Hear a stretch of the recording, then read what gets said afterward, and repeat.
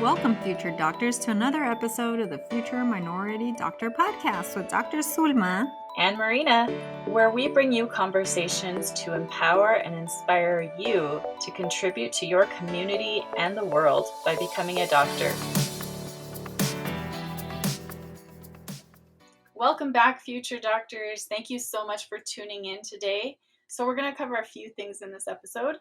First, we're going to talk briefly about how learning happens in our brain, and just a little bit of a note. So nobody, not even like the best neuroscientist in the world, understands completely how learning works, because the brain is a very complicated organ with about 86 billion brain cells called neurons.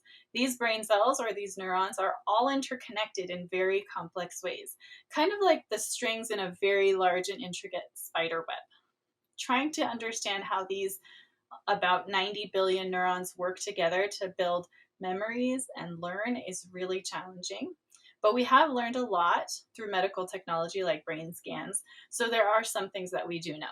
So encoding involves your brain taking what you just saw, what you just heard, or maybe what you felt or smelled or tasted, and converting it into chemical and electrical signals in the neurons of your brain. These chemical and electrical signals create what's called a memory trace. In the next step, the brain basically takes that memory trace and reorganizes and stabilizes it. Nobody really knows exactly how this happens, but we think that the brain replays the information and tries to make sense of it. It connects it to things we already know or to past experiences.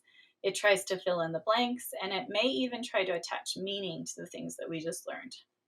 So have you ever heard the term use it or lose it?